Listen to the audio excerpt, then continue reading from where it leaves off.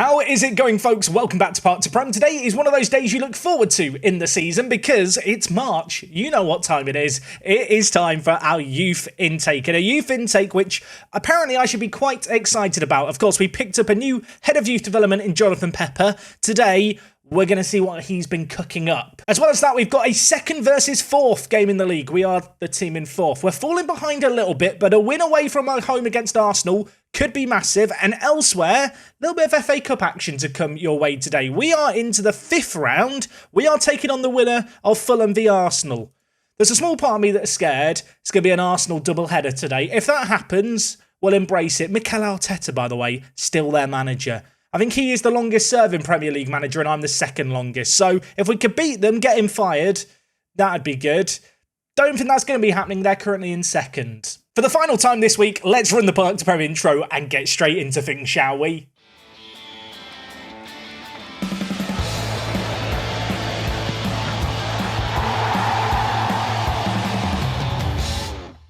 Welcome back, everyone. Today is episode number 94 of Park to Prem, and we have played about a month and a half of Football Manager action since you were last here. Of course, we ended the month of January with an okay set of results in isolation. You know, 3-3 against Chelsea, 2-1 against Brentford. Let's ignore the fact we were beating Chelsea 3-0. That doesn't matter. I mean, it does matter. Well, so better, let's talk about the form, because we've played 6 games, we've played pretty well. First of these games was against Liverpool in the FA Cup. Truth be told, I didn't really go into this game with all that much in the way of expectation, but we'd already beaten Liverpool once this year. We only went and did it again, this time 4-1. Gaspar played amazing. Vucevic as well, the new wonder kid that we signed in January, really shone in this game, and with 4 goals scored away from home, we cruised into the next round. After that emphatic win, we did lose to Tottenham 2-1 in the league, which was certainly less than ideal, but 2 winnable games to end the month saw us beat both Norwich and Middlesbrough 3-1. Lemos getting a hat-trick against Middlesbrough. Lemos, currently the Premier League second top goal scorer from centre attacking mid. 17 goals to his name. It's not too bad. So having got 2 winnable games under our belt and won them both, Everton felt like another game that we should be doing well in. And to be honest, it didn't really feel like it for the first 85 minutes. It took 2 late goals in this one.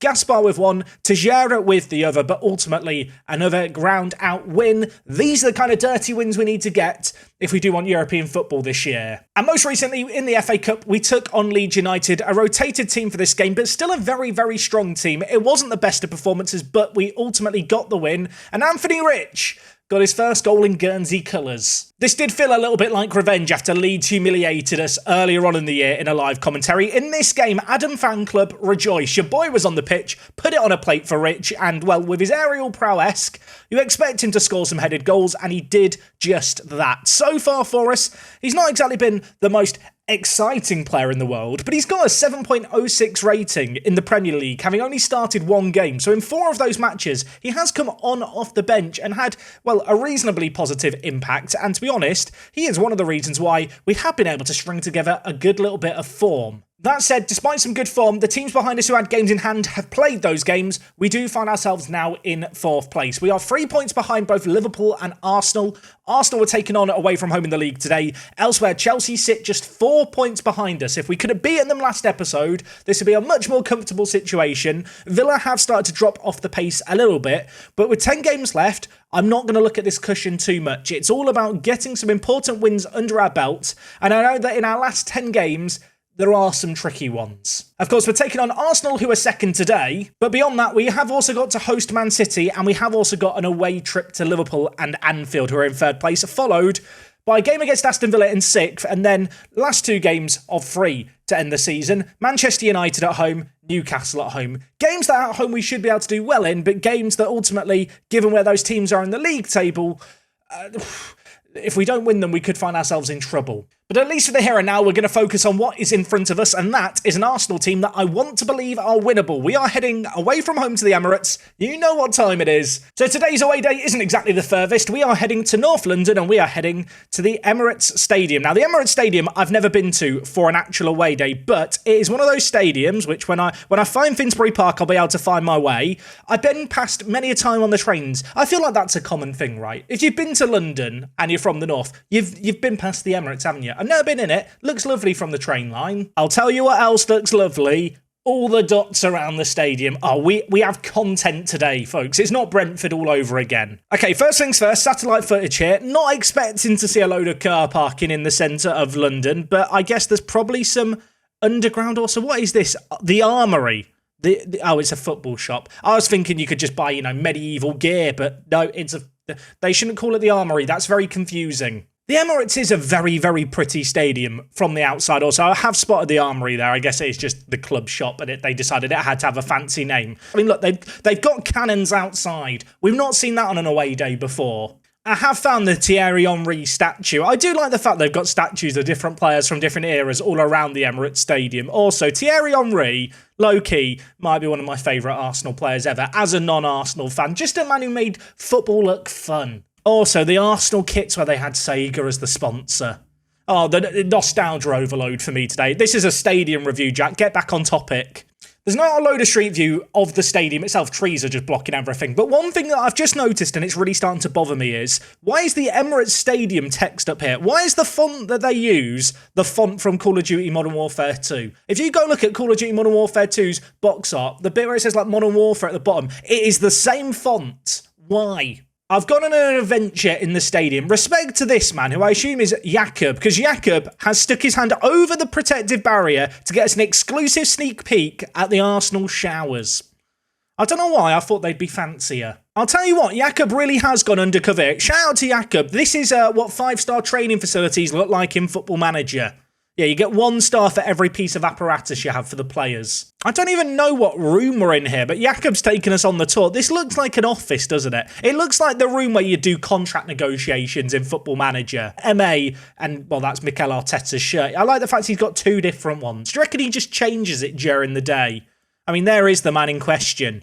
Maybe he just watches All or Nothing Arsenal on repeat in his spare time. I feel like I've just got to do the Emirates tour for free. Here is some footage of the stadium itself, how it looks from the technical area. I'm currently looking for the nearest car park, but yeah, I'm going to be honest. If you're going for Arsenal away, probably don't bring your car. It's not going to be good. Okay, final score here. Not good showers, questionable gym, nice stadium. Not a lot going on around the stadium, at least in the immediate vicinity, but good transport links, I suppose.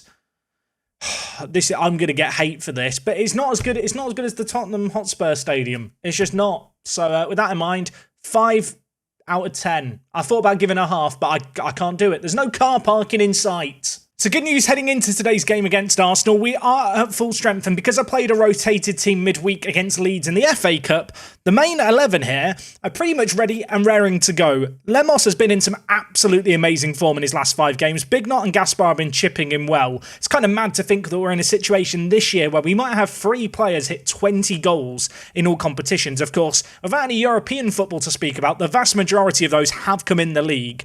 Defensively, we've not been quite as good this year, but one thing I have to give credit to Greg to is his goalkeeping performances. I feel like on camera, he doesn't do that well, but you can see for his average ratings and form for the last 20 games, the man doesn't play badly super often. And in fact, in his last 4 games, the lowest rating he's had has been a 7.1. He saved a penalty in that game against Everton. And to be honest, with 2 clean sheets in a row, there's a small part of me that thinks he might even be able to do it against second in the league Arsenal today. Although maybe I am just being a tad delusional. Elsewhere in the team, Gutierrez has not been wowing me at right wing back, especially when you compare him to Gyamfi out on the left-hand side, who's been absolutely sensational this year. Perhaps going for his roughest run of form so far this year. I say that, I mean, when you look at the form for his last 20 games, he's been absolutely outstanding too. But yeah, Gutierrez hasn't been amazing. There was a temptation to maybe bring in Ryan Hunter, but truth be told, I don't think Hunter is that much better than Gutierrez anyway. Gutierrez was always a bit of a makeshift right wing back option. That's the one area of the team I look at going into next year and think, yeah, that is something we definitely need to address. But anyway, we've got our team selected for this game. Let's submit it. Let's get into this game. Away from home against Arsenal. They're second in the league, 3 points ahead of us. This is going to be a pretty mighty test for us today.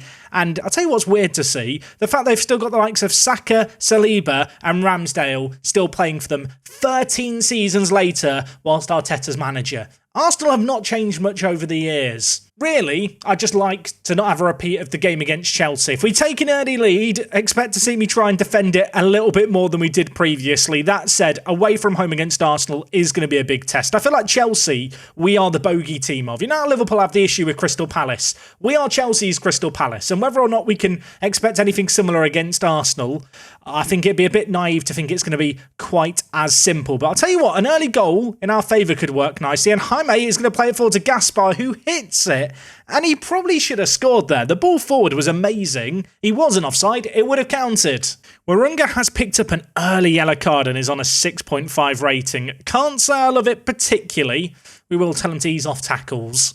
Over half an hour played here, we've just had that singular highlight. Arsenal have had a load of shots on target, but so far Greg's been standing firm to them. That said, there might be more for him to deal with here. Scalvini heads over. Set piece for Arsenal, definitely been a weakness of ours actually this year, set pieces. Something we have got to be wary of.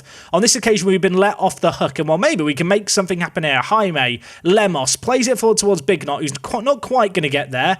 Puts Guerrero under some pressure. Carvalho now bringing the ball forward. Plays it inside to Correa. He lays it wide to Lee Bin, who's going to hit it. And, I mean, Arsenal have carved us open there. They're three attacking players linking up. And it's the left attacking midfielder, Len Bin, who scored. Committed a lot of men to the attack here. I think you have to look at Gutierrez here and think, could he have been in possession or in position?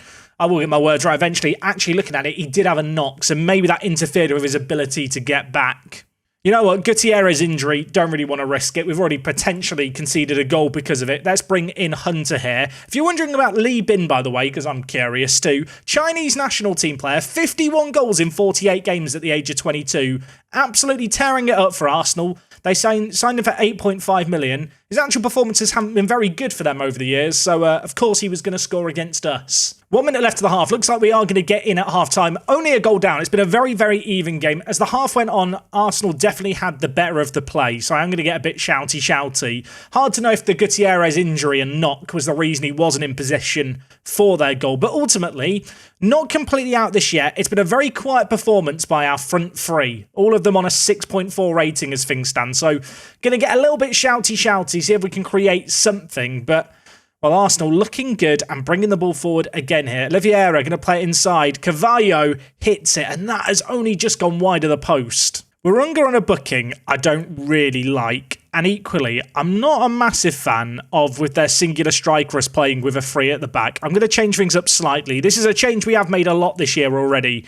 Montero is going to come in and just try and be a bit of a creative spark from deep. I'm going to take off Machete, I think, for McKillop. We'll keep Jaime on the roaming playmaker role. Going to tell both our wing-backs just to play a little bit more supportive. We've got to be wary of their kind of wide attacking players, Arsenal, going forward. And I'm also going to tell the players just to try and force the play through the middle a little bit more. Their midfield is a little lighter than ours in terms of personnel. And I want to believe that maybe we can just puncture a hole through the middle and, use Lemos really as that main outball for us for a potential goal-scoring opportunity. Naturally, with us playing more attacking, we are going to be a little bit more vulnerable here, and that might be on display immediately, because Carvalho has ghosted inside. We are all over the place, and Arsenal double their lead. I was hoping in changing the wing-backs to be on support, they would be goal side of the wide attacking midfielders. On this occasion, it wasn't really the case. In the end, we had to kind of have our defence come over to try and cover it. It was Fulentine, I think, who made the run over. It left Carvalho with loads of space inside.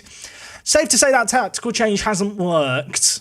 I'm just looking at some of Arsenal's players. Federico Correa's quite good, isn't he? Their main striker. And Fabio Carvalho in this universe, not bad either. Probably walks into our team. It is the fact that we've got to play so many of the teams in and around us in that top half of the Premier League table that make me feel like the current points cushion we have to the teams behind, even with 10 games left, isn't all that safe. Over half of our games are against teams in the bottom half. In the top half. We've not got many teams in the bottom half left to play. That said, there could be a chance here. Gaspar, I mean, it's a lovely goal. Maybe we're not out of this one just yet. I was going to play down our hopes and say, you know what?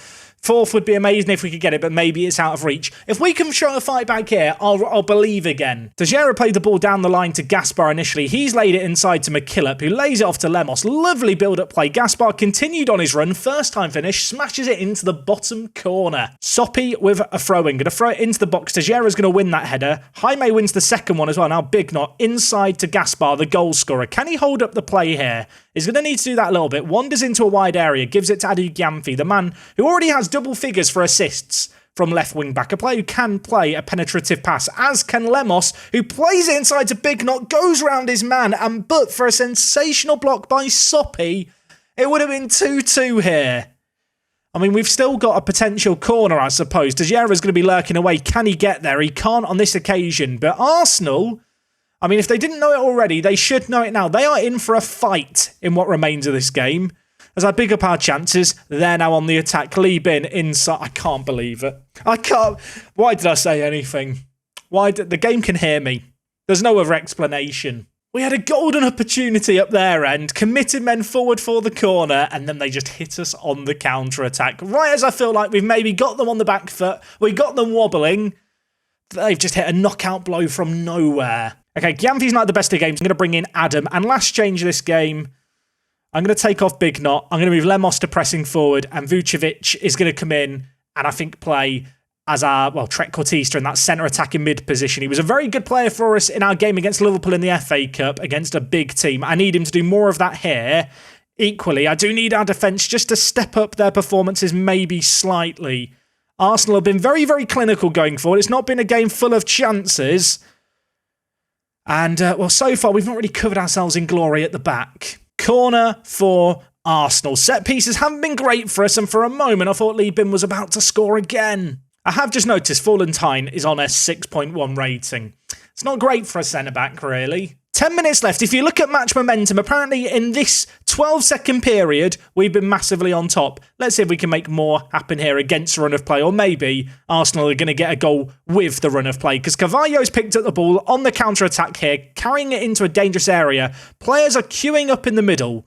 I have to admit, in going to a 2 at the back, we have looked a little bit vulnerable when they kind of have players on the underlap Arsenal. They've caused us issues. Equally, when we go forward, there is a moment where you think we might create something. Unfortunately, Arsenal have been very, very good at dealing with those moments as they come. And they could have a chance here. Soppy's got so much time and space. Can he finish it? He can finish it. His name is Soppy. His name is Soppy, and he's just scored against us. I don't know how to feel. Ladies and gentlemen, Brandon Soppy, who it turns out is a real person. I've never heard of Brandon Soppy. He's absolutely had my pants down with that goal there. That said, maybe we can make something happen with 9 minutes left. We only need 3 goals. Weirder things have happened in Football Manager, but I don't know. At this point, it feels a tad unlikely. Given the quality that Arsenal have on the pitch, given the quality they've shown going forward, and given the fact we've not looked great at the back, thank you to Teixeira for giving it straight to Correa, and Adams giving away a penalty. I might have to play Arsenal again in the very next game this episode. We are going to be trying to play for pride. Adam, you dingus. Penalty's been awarded. A chance for Arsenal to make it 5-1. I mean, this isn't really doing our goal difference a world of good, is it? Correa steps up. Go on, Correa, score. I've seen how good you are, mate. Just put it in the back of the net. Make me sad. Greg, do yourself proud.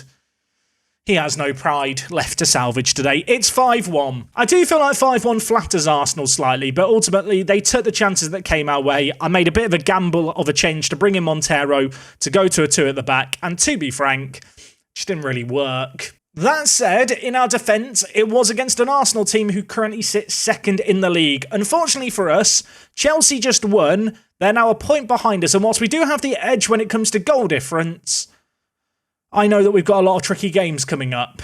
Arsenal are unbeaten in their last 20 home games, so yeah, they are quite good at the Emirates. Now, like I already alluded to, at one point I thought we were going to be doing a Leicester game today, but the FA Cup quarter-final clashes with that Leicester game, and I believe that means the FA Cup quarter-final is going to be our next game. It's going to be Fulham or Arsenal that we play in that one. There's a youth intake to come at some point today. Whichever is occurring sooner, that's what I'm going to come back for. I'll see you in a mo. I hope it's not Arsenal again. It probably is going to be, though. I've made an error. 5-1. Not good. I feel lied to and betrayed. Apparently it's a below average intake. Jonathan Pepper.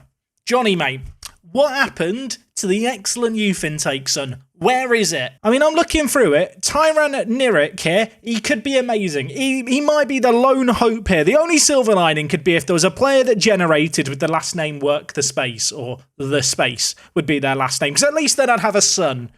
I don't even have that. Right, Tyran Nirik, left wing back, potentially.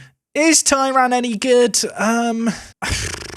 He's not terrible, but he's inconsistent. He's 15, and there's not a load to love. I mean, if he fulfills his potential, amazing. But this man's the best player in our whole intake.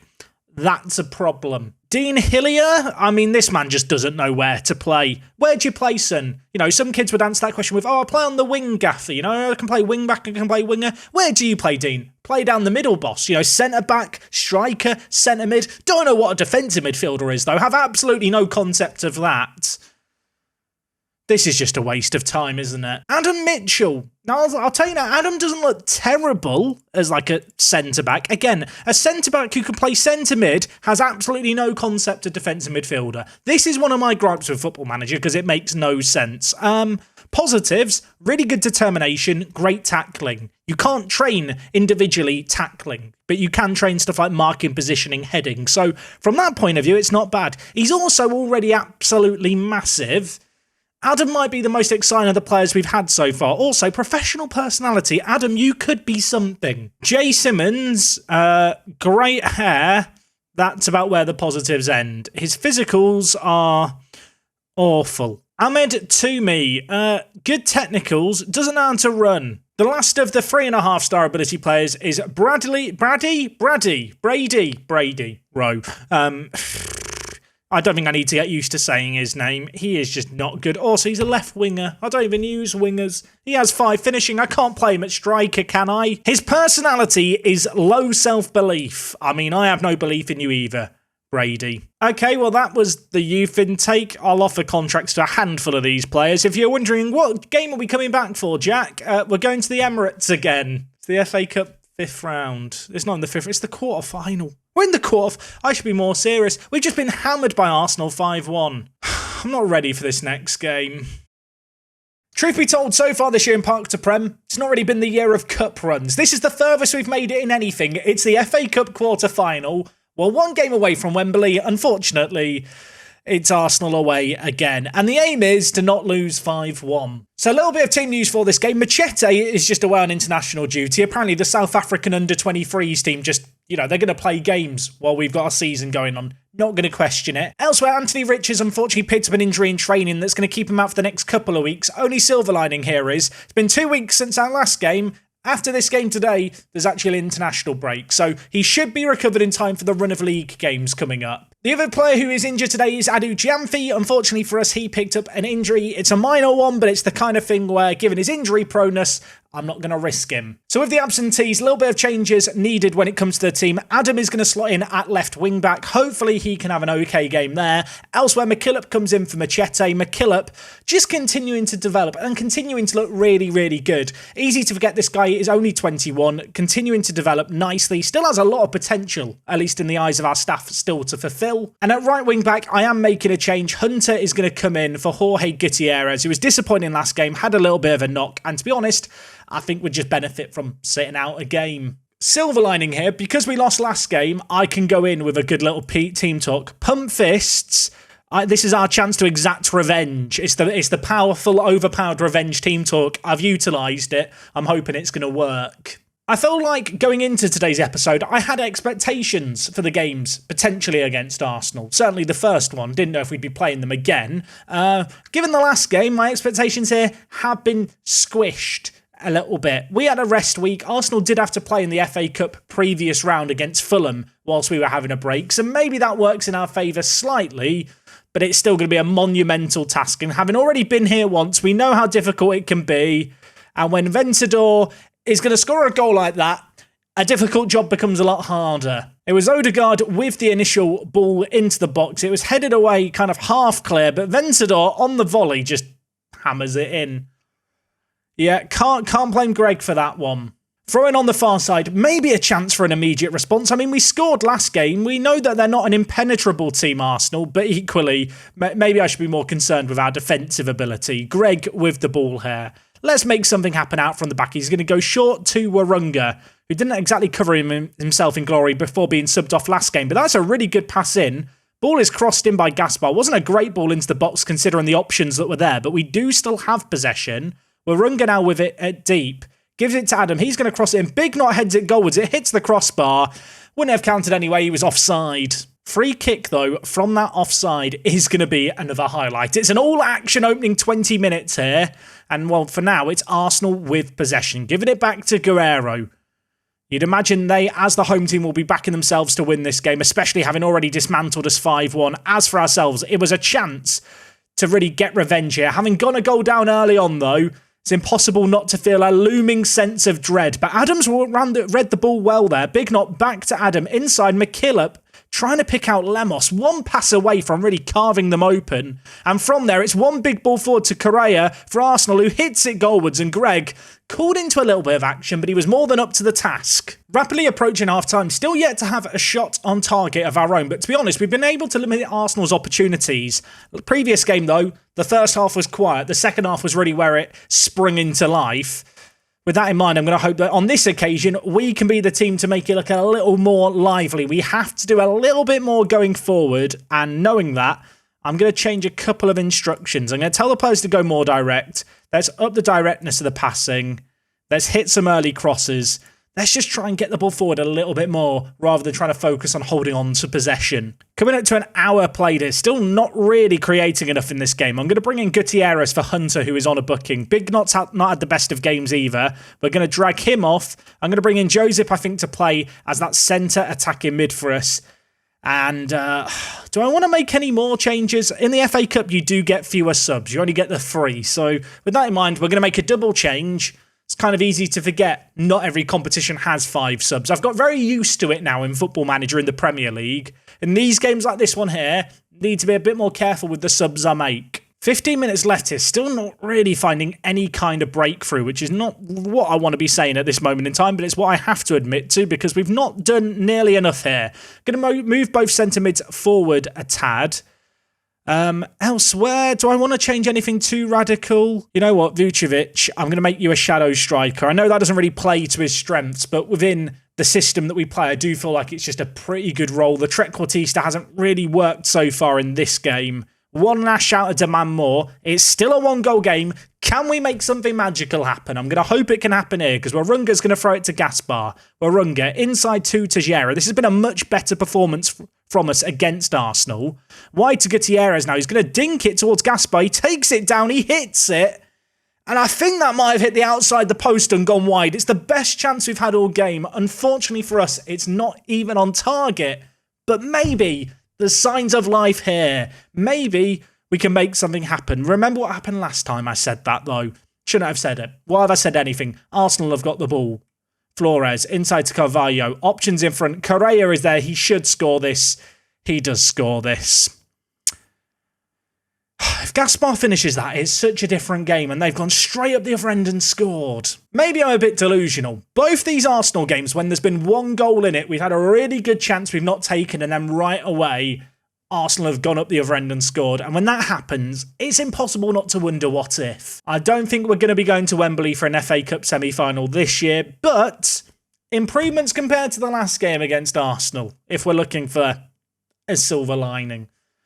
It doesn't really feel like it. I mean, look, at least now we can focus on the league. Let's look at that as the positive. Now, like I already mentioned, there's actually an international break between now and when we next play in the league, which does make these remaining games a little bit interesting. You can see the teams behind us are starting to stack up. Whilst a lot of these teams have now played a game more than us, it's impossible not to look at the likes of Aston Villa 4 points behind us, Chelsea 1 point behind us, heck, even Manchester United and Newcastle United, who we play in 2 of our final 3 games, and realise there is still a real possibility this year, despite an amazing season where we've surpassed all expectations, we may not get European football at the end of it. And to be fair, when you look at the XG table, and it says we should be 7th, it kind of implies we've had a little bit of luck this year.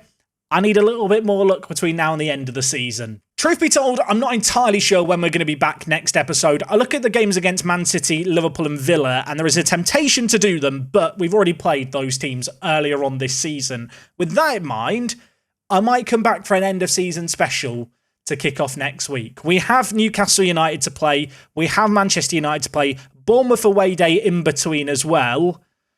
Those could be very critical games that we have to win to get European football.